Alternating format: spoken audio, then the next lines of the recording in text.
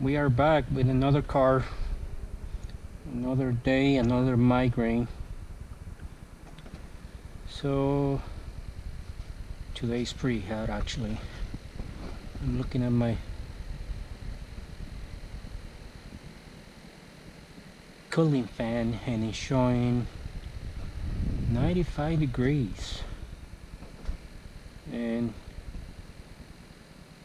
I think I'm not the only one overheating, but this car too, it's overheating according to the owner. And the worst part is, because it's overheating,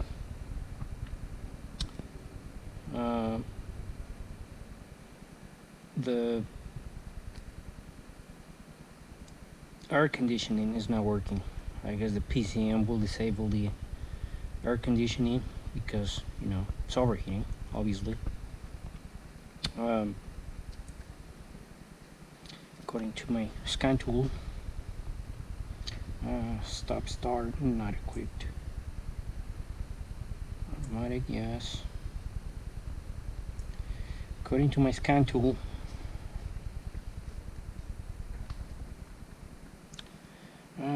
engine cooling and HVAC.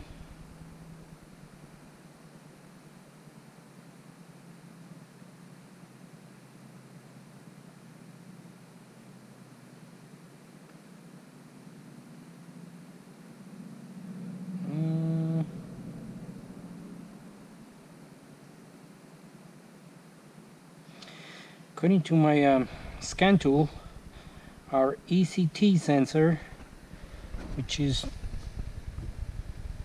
this little guy here, it's highlighted in bright yellow.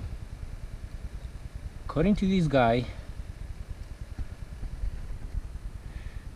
the engine temperature as of now is almost 170 degrees.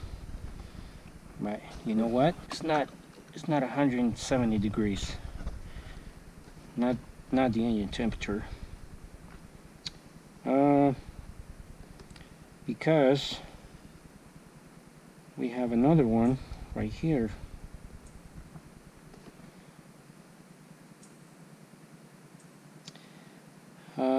Both of these sensors, one of them is mounted on the radiator, the other one is mounted on the cylinder head.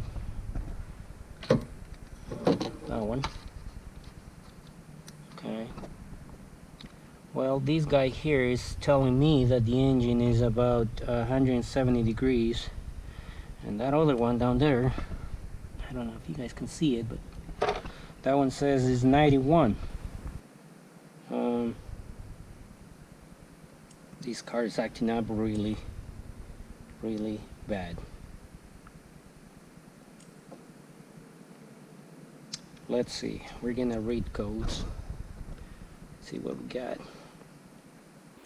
Okay, so we have intake camshaft position actuator solenoid valve, intake camshaft position system performance, exhaust camshaft position actuator solenoid valve control circuit, exhaust camshaft blah blah blah blah, crankshaft position, intake camshaft position not possible. So we have a bunch of stuff, but those are not real codes. Let's go to the current codes. So there you go. We have two: intake camshaft and exhaust camshaft. And indeed, when you guys, I don't know if you ever been through this same thing like this car, but when you start it, starts, you know, fires right up, but it shakes. It'll misfire, it'll shake badly, and sometimes it will stall. Fires right up, but it dies right away. Well, that's because these guys here, this is the exhaust camshaft solenoid, and that one over there is the intake camshaft solenoid. So these two right here, I believe are the ones that are doing that, you know, engine misfire and engine stalling and all the stuff that you don't want. So we're gonna find out why this car is doing that. So just to confirm that we don't have a bad, you know, like a shorted wire, you know, either to negative or positive, because that, you know, that could cause a you know, the PCM to give a false,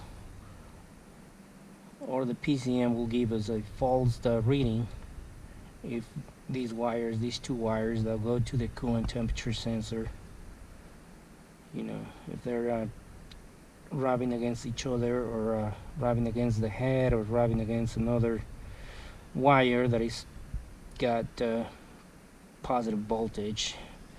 Of course, that'll give us a false reading. But just to confirm that, I know it's a sensor, okay, but just to confirm that, just to make sure that we're not replacing parts without making sure that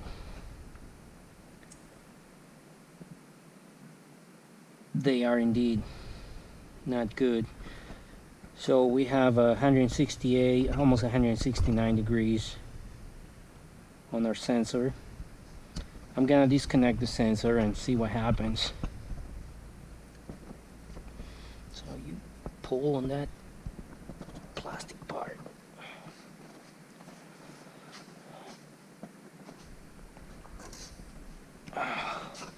You gotta pull that top out.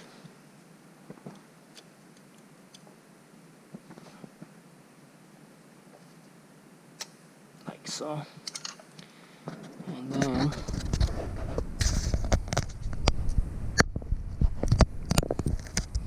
you just press on the connector, and that'll release the connector. Okay. And then we have some sort of like a metal clip holding the sensor in place. I don't know if you guys can see that, but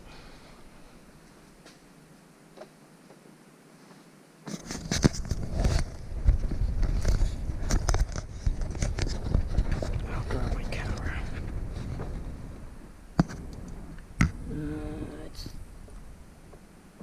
that one right there. So we're gonna pop it out. Be careful, because you don't want to lose that clip. Let me set my camera for a moment, and I'll make sure that when I pop the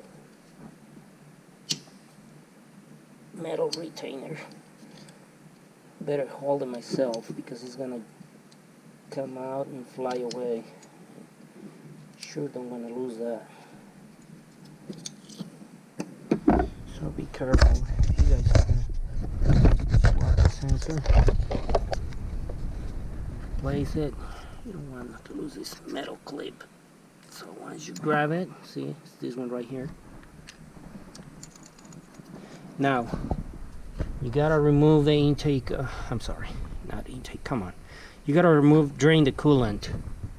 I mean, you could do it without draining the coolant, but personally, I don't want to make a mess. Okay. So if you want to make a mess, go ahead and do it. But as you can see, I drained my coolant already. Okay, so that way, when we're done with the sensor, you know, changing the sensor, we can just, you know, dump the coolant back inside the head or back in the engine. But it's up to you. If you really want to make a mess, you're more than welcome to do so. Do it if you want to. Alright, so let me grab this sensor. Okay, so this is our liar. What a liar.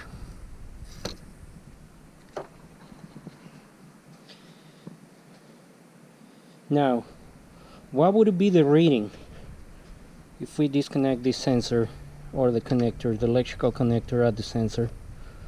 What would you think would be the reading once you disconnect the sensor. Well, my guess is our scan tool is gonna display -40 if there is no issues with the harness whatsoever. You know, the two wire connector or harness for the ECT sensor. So let's go back and check our scan tool.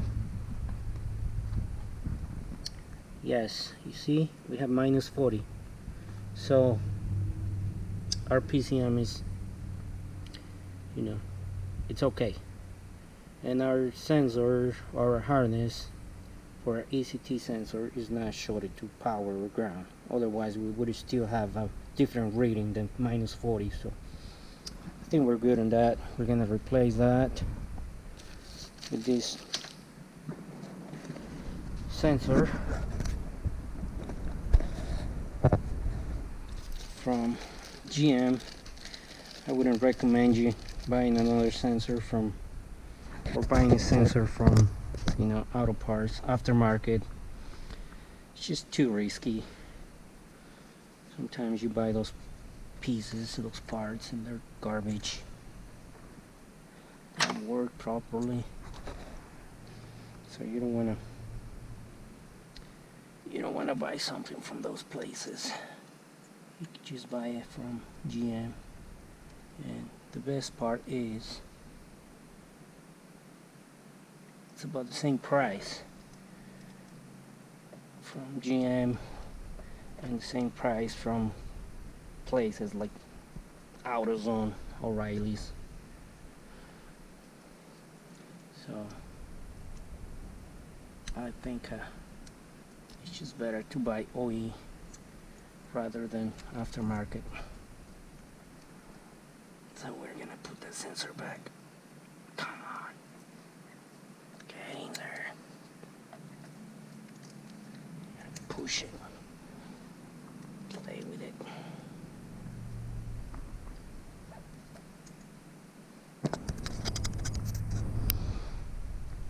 Okay. So now we're gonna slide that retainer like so.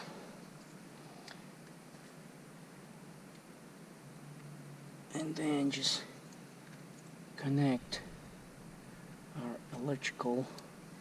Now when you connect the sensor, or you connect the connector, you put the connector back into the sensor, make sure that once it locks on, then you push this tab towards the front, and that'll keep the connector in place. It doesn't come out. Just like that.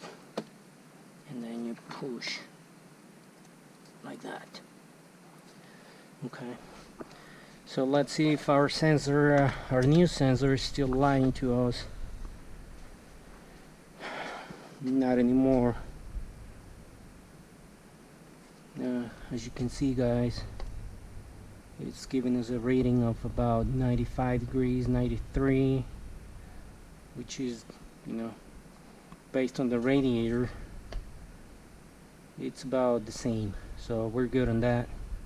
Like I said, when you replace parts, make sure that you don't just go and replace parts without making sure that you're replacing the right component. I mean, you don't want the customer, or just throwing parts out of customers' cars, and make them spend money that maybe it wasn't really necessary to spend it on certain pieces, certain parts that in reality are not bad. So just keep that in mind. But for this sensor, troubleshooting is very simple. It's not really that complicated. So now that we took care of that, I'm gonna dump the coolant, back into the coolant reservoir tank. So I'll be right back. Okay, so I already put some of that coolant that I drained earlier.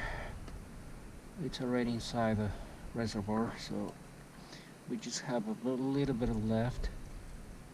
and we're gonna dump it.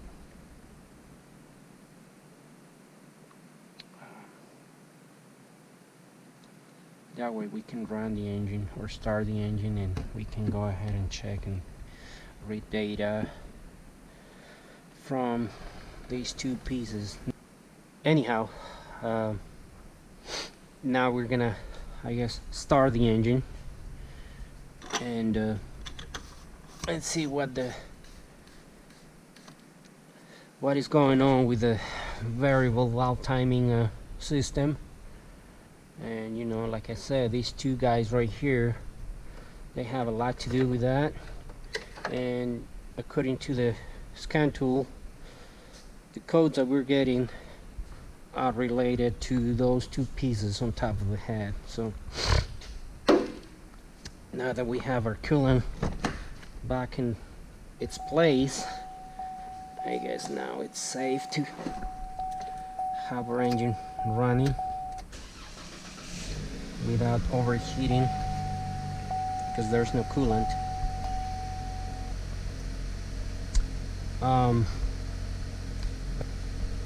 Let's go ahead and check our engine temperature.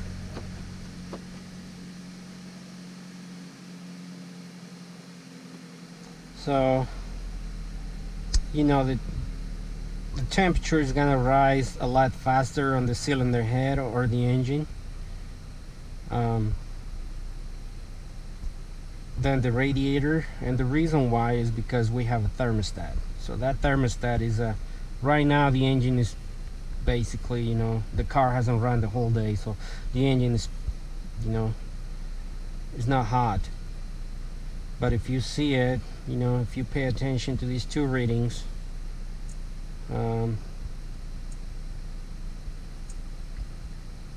you're gonna see that temperature is rising on the left a lot faster than the right. That's because the thermostat is closed and the coolant is not flowing, you know, so that is why. But we have an engine now that it, you know, at least the sensor, the new sensor, is giving us the right reading on that coolant. So we're gonna go back to our data, and this time we're gonna read, and we're gonna see what's going on with our intake camshaft solenoids, exhaust camshaft solenoid.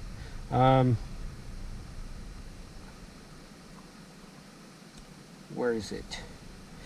Now, when you go into this particular code or these kind of problem, pay attention to the ECM, because as you can see right here, it says desired exhaust camshaft position. So the desired position for the exhaust camshaft should be 6 degrees. Okay, and then for the intake one should be, according to the PCM, the PCM is commanding the solenoid right now so that the camshaft can move to a 14.2 degree variation, or at least you know, that is the desired position that the PCM is looking for on the intake, and then on the exhaust is 6 degrees. Well, both of these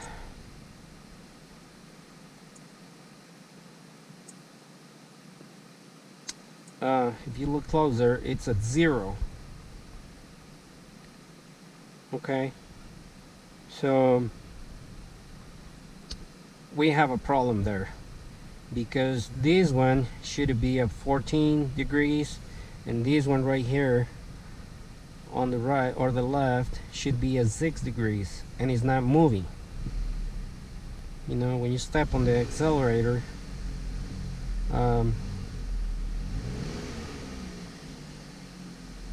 the PCM is commanding the solenoid to move the camshaft sprockets.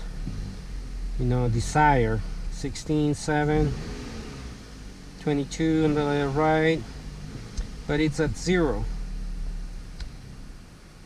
So that is not good. That's why the PCM is flagging those two codes.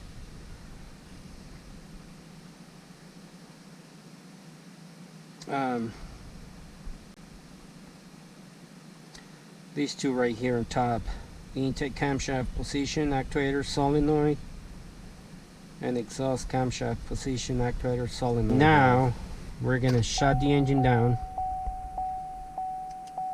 and we're gonna go ahead and test our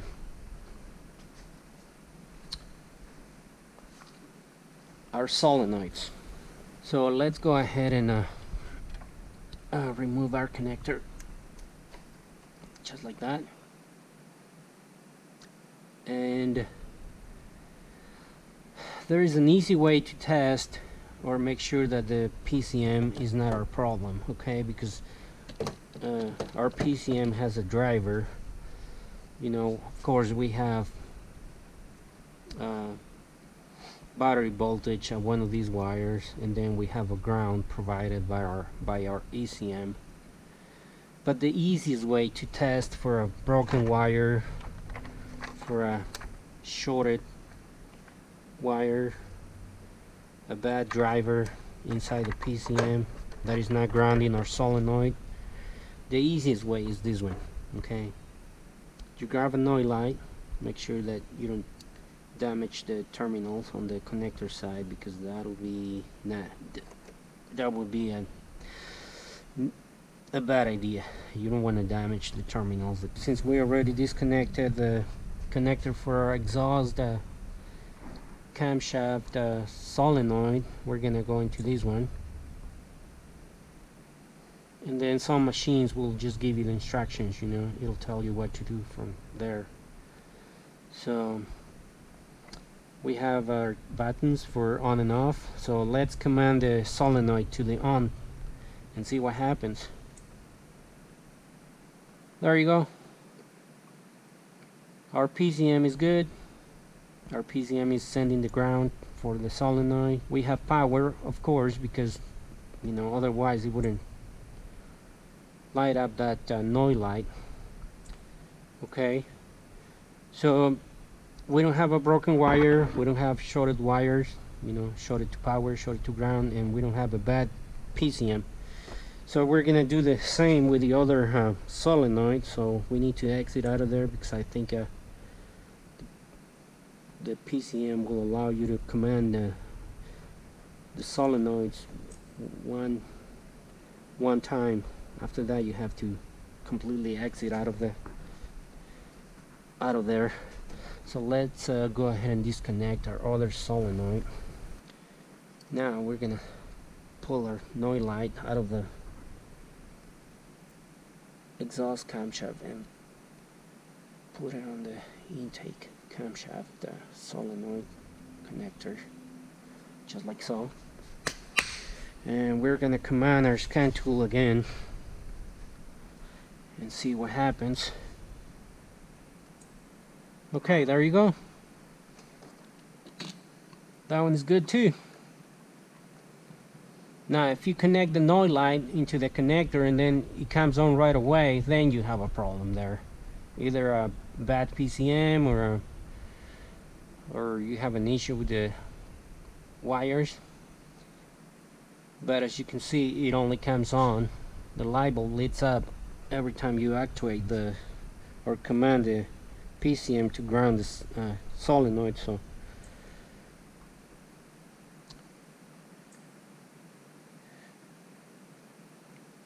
that's how you test, you know, at least the PCM side. We know it's good.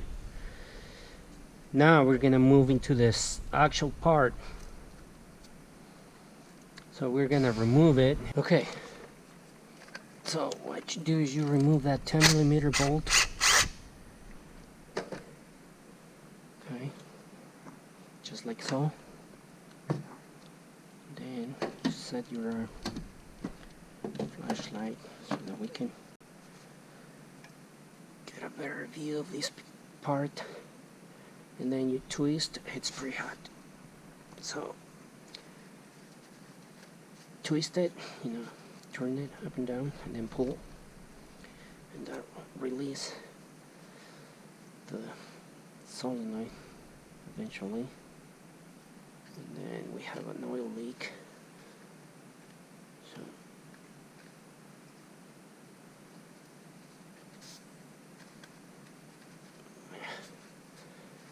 I'll use some carb cleaner and just wash it off. But so here is our solenoid, and we can even test the solenoid too.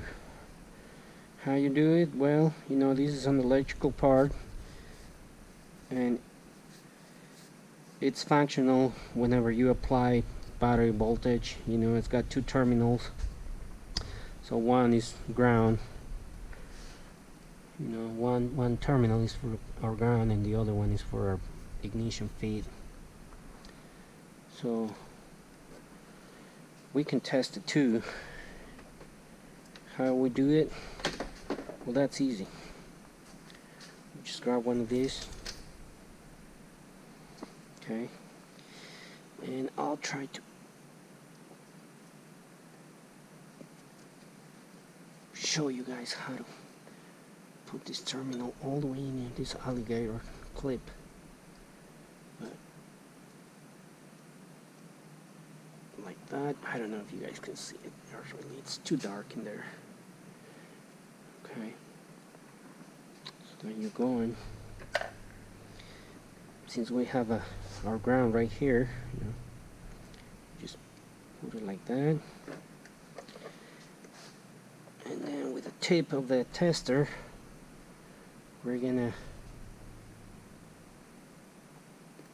really careful go all the way in. Alright, well, guess what? This solenoid is not good. Somehow the winding inside the solenoid is broken. It's broken because it's not, when we have a good winding, we should hear that beep beep, and you know, the screen will show you a couple of numbers. But since this one is no good, it's broken, the winding is broken inside, you know, it's this thing is no good. And just to confirm that, I can go ahead and grab a new one. Also, you want to pay attention to the solenoids, okay? Don't mix them. One is black and the other is gray. So the gray one goes into the, well, this one is not gray, but rather kind of like beige, khaki color. Okay, so the other one should be black. There you go. This one is black and this one is not. So pay attention to that. Don't mix them. Both of them fit, and if you plug the connector into it, it'll go in. Okay, but pay attention when you remove them, because they go by color, so you want to pay attention to that. If you mix them up and then you start the car, it might not work properly, so just keep that in mind. So let's go ahead and try our new one. Like I said, the other one's got a broken wire inside, so let's go ahead and try this one. There you go. You see, that's what I'm talking about. When your coil is good inside the solenoid, you should see this on the tester. So let's try it.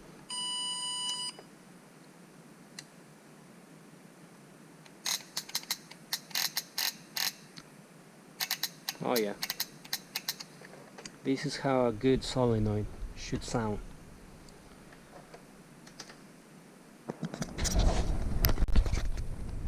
Alright guys, so now we're gonna install this exhaust camshaft solenoid.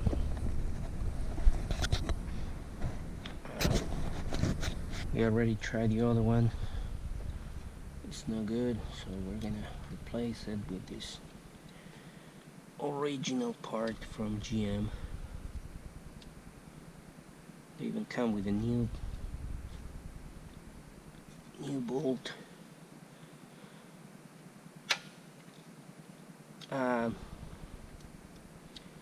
One thing is, personally, I have purchased this from aftermarket, and guess what? Well, they don't last very long. So, believe it or not, sometimes they cost about the same, if not more, than the actual original part from GM. So it makes no sense to, purchase something from aftermarket that is going to cost more money than the original part from the dealer. So let's go ahead and pull the intake camshaft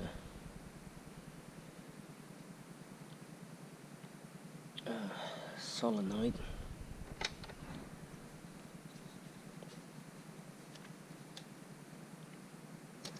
There's a fairly simple job, not really that complicated.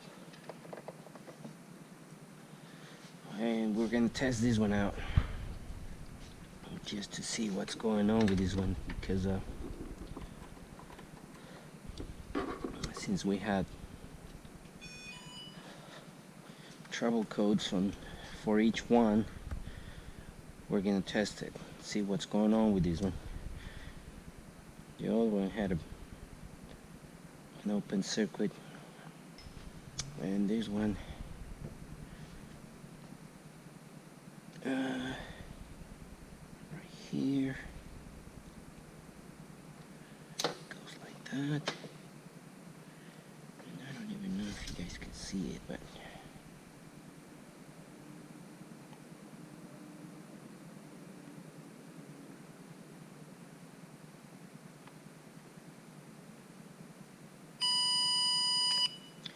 this one is not good either. Well, that explains why we had two trouble codes. Both of them are no good. Now we can try this one, since you already kind of see what it does, because we tested the other one. But let's go ahead and test this one too. See what happens. There you go.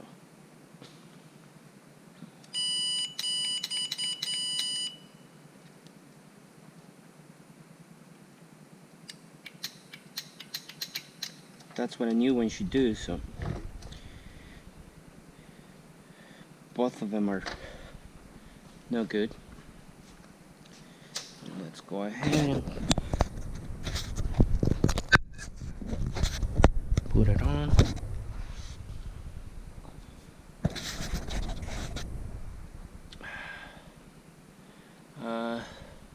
It's a good idea to kind of lubricate the O-ring within the same oil. Just put some of that oil, just slide it in, kind of guide it through, spin it around. Then when you reach the O-ring, it's gonna be, it will require for you to push just a little harder to pass the O-ring through the valve cover. But once you do that, it's fairly simple. Nothing special about changing these things. And then you just, of course, torque them. And I could go ahead and use my torque wrench, but it doesn't really require that much torque.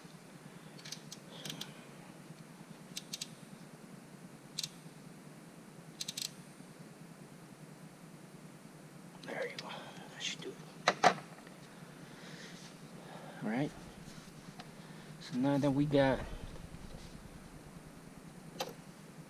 both of them,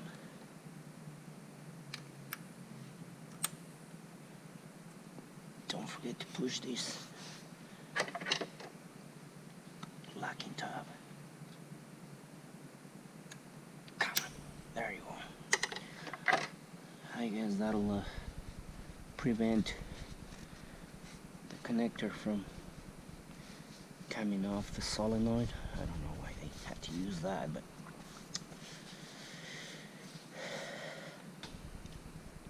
okay, all good. Check and see if there are any coolant leaks on our new sensor. I don't see any, so we should be good. We have our all of coolant that was drained. It's all back in. So last, we're gonna turn our scan tool on. And this is the one we want.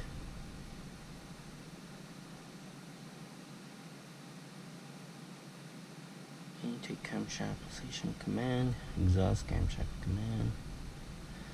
Okay, so this is our change. We have our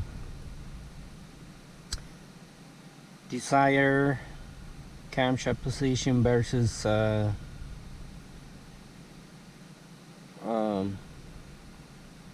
actual camshaft position, and yesterday the numbers were at 0. Now they're even. You know, this is our real time camshaft position degrees. Same for the intake, and this is our desire, and both of them are equal. So I mean, I could go and take the car for a drive, but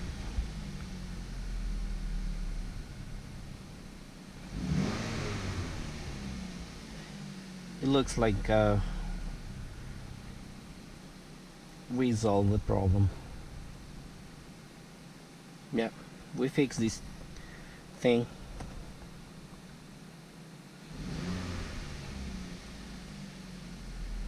So if we happen to have a problem, this right here, that will be our variation for each camshaft. So when you see numbers popping up instead of being 0,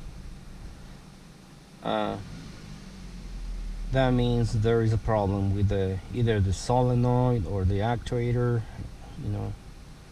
Or I've seen those numbers vary too when you have a timing chain problem, like tensioner's no good, guides, or the chain itself. I know these chains, well, not on this car, but the older ones, the 4-cylinder ones, I remember that they have problems with the belt, the chains stretch, and that'll throw the numbers off, and